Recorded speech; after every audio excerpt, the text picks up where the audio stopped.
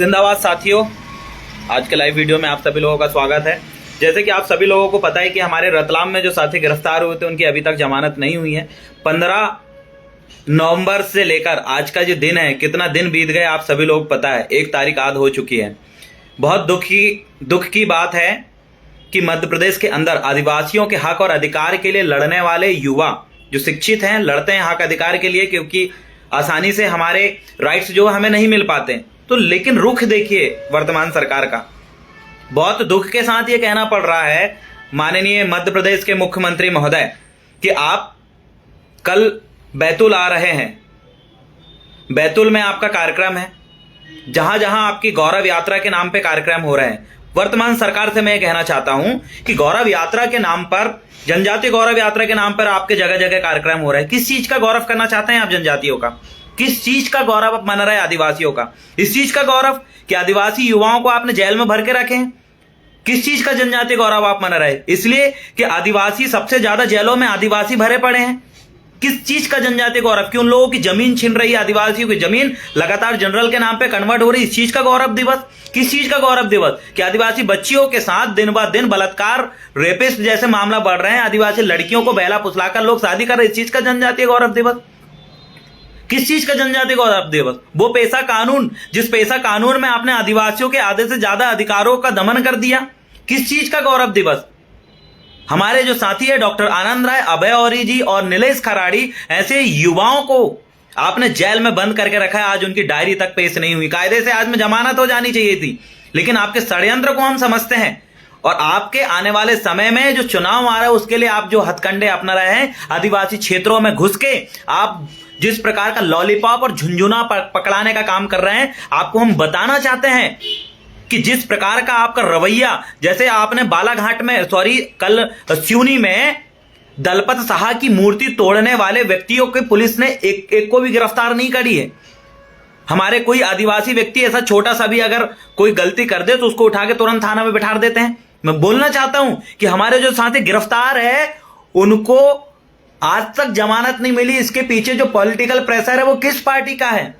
मैं ये पूछना चाहता हूं कि सिवनी में दलपत साहा, महाराजा दलपत साहा जी की जो प्रतिमा तोड़ी गई, उसके बाद अंशुल शाह मरकाम जी की जो कार है उसमें पथराव किया गया, क्योंकि वो व्यक्ति काम कर रहा है। कल में ज्ञापन देने वाला है कि हमारे महापुरुषों की प्रतिमा तोड़ी गई सिवनी में करके, उसके लिए कल ज्ञापन है। तो वो ज्ञापन दे रहे हैं तो कुछ असामाजिक तत्व के लोगों ने उनकी कार को फोड़ दिया, तोड़ दिया। मेरा ये कहना है ये कब तक चलेगा?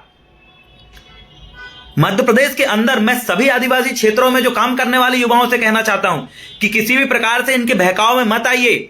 आज अगर डॉक्टर आनंद राय, आज अगर डॉक्टर अभय औरी सर, आज अगर नीलेश खराड़ी जैसे हमारे युवा बाहर रहते तो उनके काम की गति 4 गुना ज्यादा बढ़ जाती।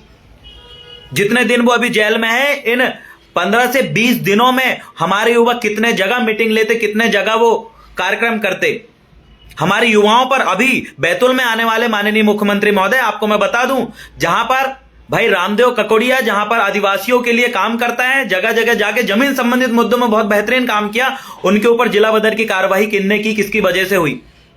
मैं ये पूछना चाहता हूं कि बैतूल आकर, क्योंकि बैतूल में अभी अच्छा काम दिख रहा है, उनने देखा कि किस प्रकार से जयस का काम है, उधर ये जो क्षेत्र है बड़वानी धार क्षेत्र में अच्छा काम चल रहा था, तो उधर काम करने वाले अभय औरी, डॉक्टर आनंद राय और नीलेश खराड़ी जैसे युवाओं को आपने भर दिया। फिर आपने देखा कि बैतूल, देवास और हरदा में बढ़िया काम चल रहा है आदिवासियों का, यहां पर फिर आप आ रहे हैं। तो आपसे ये सवाल है कि रामदेव ककोड़िया पर और जो भीमपुर वाले मामले में जिन 40 साथियों पर एफआईआर दर्ज है, उसमें से मैं भी हूं जो अग्रिम जमानत पे छूटा हूं, इन साथियों के ऊपर जो एफआईआर दर्ज करी, इसका आप जवाब दीजिए कि इन आदिवासी युवाओं पे झूठी एफआईआर कब वापस लेंगे? आप जवाब दीजिए। जिन जिन क्षेत्रों में हक अधिकार के लिए एसटी एससी ओबीसी के युवा काम कर रहे हैं, उनको रोकने के लिए आप इस प्रकार से फर्जी एफआईआर तक डाल दिए। अब मुझे बताइए, अब जिस वीडियो को आपने जारी किया, जिस प्रकार से बात करते हो, उसमें ऐसे ऐसे युवा जो उस जगह थे ही नहीं, रतलाम में थे ही नहीं। ऐसे युवाओं पे एफआईआर दर्ज है, ऐसे युवाओं पे आपने जो है वारंट जारी किया है, आपकी सरकार ने वारंट जारी किया है। सबसे पहले अगर आप चाहते हैं कि आप आदिवासी हितैषी हैं, माननीय मुख्यमंत्री जी मध्य प्रदेश के, आप चाहते हैं, अगर आप ये दिखाना चाहते हैं कि आदिवासी हितैषी हैं आप, अगर आप ये दिखाना चाहते हैं कि आदिवासियों के लिए वाकई गौरव का दिवस है, आप दिखाना चाहते हैं कि आदिवासियों के लिए वर्तमान सरकार करी है, तो सबसे पहले हमारे युवाओं पे जो फर्जी एफआईआर दर्ज है उनको वापिस लीजिए।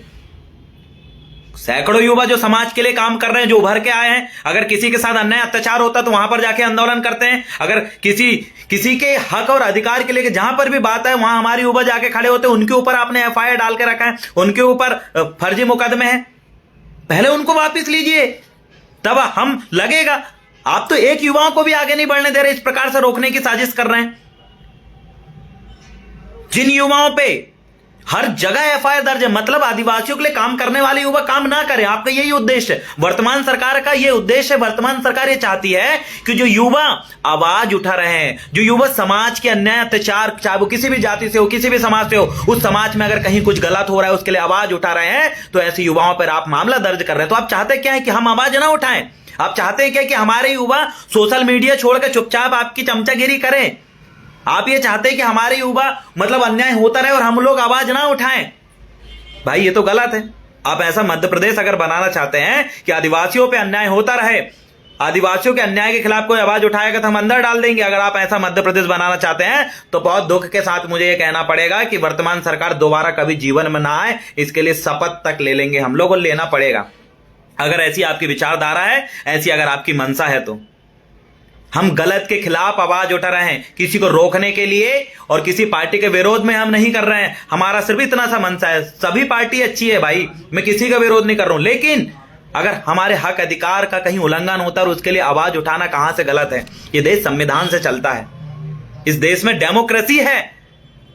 अगर इस प्रकार से वर्तमान सरकार का अगर रवैया रहेगा तो फिर मेरा ये मानना है कि यार चलो, आदिवासी अगर इतना सा एसटी एससी ओबीसी का व्यक्ति इतना सा अगर कोई गलत काम कर दे, अगर वो कोई संगठन से जुड़ा हुआ है तो आप उसको उठा ले रहे हैं, और अगर कोई व्यक्ति आदिवासियों के साथ गलत करे तो उसको आप क्यों नहीं उठाते? मुझे बताइए, आपके सब जगह सीसीटीवी फुटेज लगे हैं, क्या कर रही है सिवनी पुलिस? महाराजा दलपत साय की जो मूर्ति तोड़े उसके आरोपी को अब तक क्यों गिरफ्तार नहीं किया गया? क्या आप चाहते हैं कि हम आंदोलन करें? सिवनी में 40 से ज्यादा युवाओं पे एफआईआर दर्ज है, उसमें रावेन शाह जैसे क्रांतिकारी साथी है जो पूरे सिवनी में जगह जगह गांव गांव जाकर संवैधानिक रूप से काम करते हैं, उन सिवनी के युवाओं पर एफआईआर दर्ज है।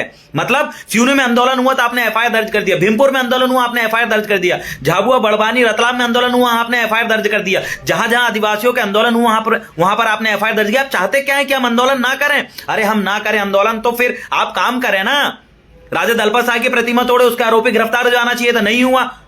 आपसे बात कर रहे हैं, आपसे जवाब मांग रहे हैं, आप उसका जवाब नहीं दे रहे, पुलिस प्रशासन जवाब नहीं दे रही आपकी। तो मैं ये पूछना चाहता हूं, अगर हमारे महाराजा की अगर मूर्ति तोड़े, उनके आरोपियों को, मूर्ति तोड़ने वाले असामाजिक तत्वों को आपने गिरफ्तार नहीं किया, कल में आंदोलन हो रहा, क्या फिर एफआईआर डालेंगे? आंदोलन करने के लिए मजबूर कर रहे हैं, और अगर आंदोलन हो जाए तो उन पर लगातार एफआईआर दर्ज हो जा रही है। इसका जिम्मेदार कौन है? क्योंकि सिवनी में जो आंदोलन हुआ उसमें आधे से ज्यादा पढ़ने लिखने वाले छात्र थे, उनके ऊपर ऐसी कितनी धारा लगी भाई? 14-15 करीबन ऐसी संगीन धारा लगाई गई। उनका भविष्य का क्या होगा उन बच्चों का? पढ़ने लिखने वाले बच्चे जो आंदोलन कर रहे हैं उनके ऊपर जो इस प्रकार से एफआईआर दर्ज है, इस प्रकार से धारा आपने लगाई है, जो काम उन्होंने, जो कृत्य उन्होंने किया ही नहीं था, ऐसे ऐसे कृत्य की धारा आपने लगा दी है, उन बच्चों का क्या होगा? सिर्फ भविष्य बर्बाद करने की नाकाम कोशिश है। का भविष्य खराब हो रहा है, ये बहुत गलत है। मेरा ये मानना है, ये कब तक चलेगा? आखिर एक दिन सबका समय आएगा और आपको जवाब देना पड़ेगा।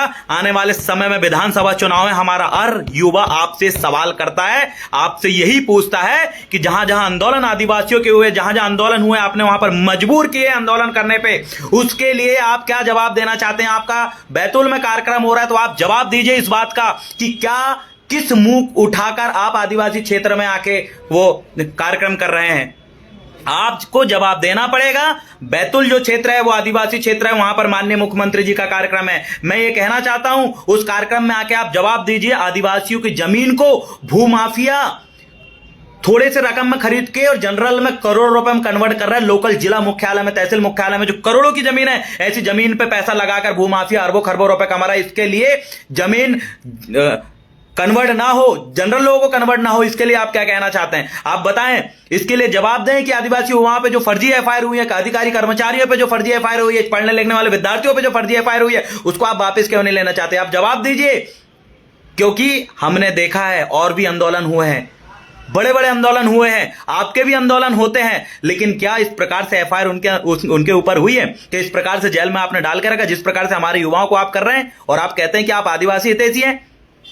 अगर आप वाकई अगर आप चाहते हैं, मैं तो ये कहूंगा कि जितने भी वर्तमान सरकार में के सपोर्टर जितने भी लोग हैं, उन लोगों से सवाल करिए। अगर इस प्रकार से किसी भी प्रकार से अगर वो आपके क्षेत्र में घुसते हैं, उनसे आप सवाल करिए। हम विरोध नहीं करेंगे, हम करेंगे सवाल। हम करेंगे सवाल कि क्यों नहीं, के उन साथियों के ऊपर जो 40 साथियों पर एफआईआर हुई उसको वापिस क्यों नहीं ले रहे? हर क्षेत्र के लोग, मैं तो बोलता हूं जिस कार्यक्रम हो, जहां कार्यक्रम हो, इनका वर्तमान सरकार का कोई भी कार्यक्रम हो, वहां पर जाके हमारा युवक खड़ा होकर सवाल करें, उनसे पूछें, उनसे पूछिए कि अभी जो आपने बोला ना 89 ब्लॉक में जहां पैसा कानून की आप बात करते हैं, आपने जनगणना क्यों नहीं कराई महोदय? अभी वर्तमान में ऐसे ट्राइबल ब्लॉक है जिनको आपने जो है 89 जो 5वीं अनुसूचित क्षेत्रों में आपने शामिल नहीं किया हमारे क्षेत्र को। मतलब आदिवासी को जो 5वीं अनुसूचित क्षेत्र है, उन ऐसी जहां पर जनसंख्या ज्यादा है, उनको जो है संशोधन करके 5वीं अनुसूचित क्षेत्र में शामिल करना चाहिए था, आपने नहीं करे। जनगणना नहीं हुई, जनगणना होने से पहले 5वीं अनुसूची लागू हुई। हम इसका शुक्रिया अदा करते हैं कि आपने पैसा कानून लागू की बात करें, लेकिन जिस पैसा कानून में हमारा अधिकार होना चाहिए, तो 1996 में जो पैसा कानून था उसके आधे से ज्यादा अधिकार को आपने दबा दिया, कुचल दिया और झुंझुना हमारे सामने पकड़ा है। किसी भी प्रकार से आपने आदिवासियों के हित में कोई भला काम नहीं किया है। अगर आप भला काम कर रहे होते तो हमारे युवा जेल में नहीं होते। डॉक्टर आनंद राय, जो कि हम सब युवाओं को सोशल मीडिया के माध्यम से, साथ में कॉल के माध्यम से हर प्रकार से गाइडलाइन देकर हम युवाओं को एक मार्गदर्शन करते थे कि किस प्रकार से समाज की खोई हुई संस्कृति को, समाज के किला महल से लेकर इतिहास से लेकर क्या क्या करना है, इसके लिए तमाम प्रकार की गाइडलाइन देते थे। जो व्यक्ति आदिवासी के हित में काम कर रहा था उसको भी आपने अंदर करने का काम किया।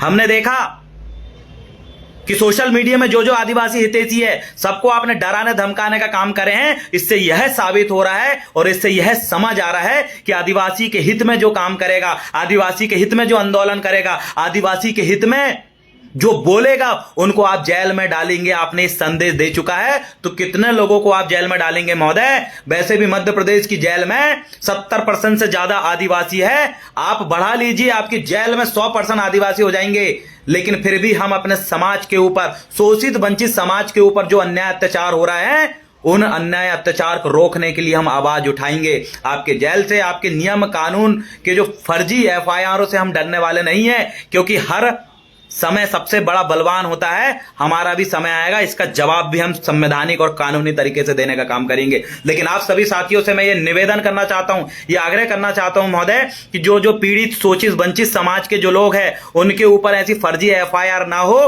कानूनी कार्रवाई हो। लेकिन इस प्रकार से राजनीतिक विद्वेष से अगर नए नए उम्र के जो लड़के लोग हैं, उनके ऊपर ऐसे अगर आरोप लगा के अगर एफआईआर दर्ज होगी, तो आने वाले भविष्य का क्या होगा? मैं आपसे एक ही रिक्वेस्ट चाहता हूं कि जहां भी जो भी कार्यक्रम वर्तमान सरकार के जो हमारे चुनिंदा नेता है आपके क्षेत्र में अगर पहुंचते हैं, उनसे जरूर सवाल करें। ये सवाल जरूर करें कि हमारी जो आदिवासियों की जो भाषा है उसको आपने 8वीं अनुसूची में शामिल क्यों नहीं किया। उनसे सवाल करें, आप सवाल करें कि जो फर्जी एफआईआर हमारे साथियों पर हुई है, रतलाम, झाबुआ, सिवनी, और इसी के साथ साथ एक और साथी है हमारा जिला बदर है, जो कि आपके झाबुआ बड़वानी साइड से एक साथी जिला बदर है, अभी 6 महीनों से घर से बाहर है, आपने जिला बदर करके रखे हैं। ऐसे बहुत सारे साथी हैं, इनसे सवाल करिए। आपके अगर क्षेत्र में आते हैं तो फर्जी एफआईआर जो है वापिस लें, उसके बाद हमारे क्षेत्र में आए। उनसे बोलिए कि हमारे क्षेत्र में छिंदवाड़ा जिले के अंदर मैं आपको बता दूं, हॉस्पिटल में 20 रुपए पर्ची ले रहे हैं, गाड़ी खड़ी करने के 20 रुपए ले रहे हैं। अरे मेरा मानना, जहां 10 रुपए लगता था, पर्ची आप 10 की पकड़ रहे हैं, और जो गरीब व्यक्ति जो बड़ी मुश्किल से अस्पताल तक पहुंचा, उनसे भी पैसा वसूली का काम हो रही है। कि कब तक सहन करेंगे चीजें? सहन करने की एक हद होती है। लेकिन आप सभी साथियों से मैं कहना चाहता हूं, जहां पर भी गलत हो, किसी भी समाज के साथ गलत हो, आवाज उठाए, शांत नहीं बैठे, क्योंकि हमारे शरीर में, हमारे रगों में जो खून है वो हमारे महान पुरखों का है, और वो खून कभी किसी के सामने झुका नहीं है। वो खून कभी किसी के सामने झुका नहीं। फोन आ रहा है। चलो ठीक है साथियों, आप सभी लोगों को फिर से कहूंगा जिंदाबाद, और हमारे जो साथी गिरफ्तार है उनके लिए लगातार आवाज उठाएं। जहां पर भी कार्यक्रम हो, जिस भी माध्यम से आंदोलन हो, कार्यक्रम जो करना पड़े आप करें, लेकिन आवाज जरूर उठाएं। हमारे साथियों के ऊपर जो फर्जी मुकदमा दायर हुए हैं वो जल्द से जल्द वापिस हो। इतना कहकर, ये क्यों फोन लग रहा है यार। जितने भी साथी आज वीडियो में जुड़े हैं सबको बहुत बहुत धन्यवाद। आदिवासी खुद, बिल्कुल भाई, ये बात तो सही है। Real honour of India tribal, आदिवासी इस देश का मालिक है, लेकिन मालिकों की इतनी बुरी स्थिति है, मालिकों को मालिकों की तरह नहीं रहने दिया जा रहा है। ये तो देख रहे हैं हम, भारत सरकार हो या अंतर्राष्ट्रीय कानून की हम बात करें, यूनाइटेड नेशन की बात करें, तो आदिवासियों को इस देश का मालिक कहा गया है, लेकिन मालिक आज देखिए जेल में चक्की पीस रहा है फर्जी मामला बनाकर। ये हालत है, ये हालत है। हम चाह रहे हैं कि इसमें सुधार हो, और आसानी से सुधार ऐसे नहीं होगा। सुधार करने के लिए सत्ता परिवर्तन जरूरी है। सरकार से ऐसे लोगों को हटाना जरूरी है जो लोग इस देश के मालिकों को सिर्फ जेल में रहना और डिटेंशन कैंप में भरने की जैसी मंशा जिन लोगों की है, ऐसे लोगों को बदलना जरूरी है, अन्यथा अन्याय अत्याचार होता रहेगा। बहुत बहुत धन्यवाद। जिंदाबाद। वीडियो शेयर करें।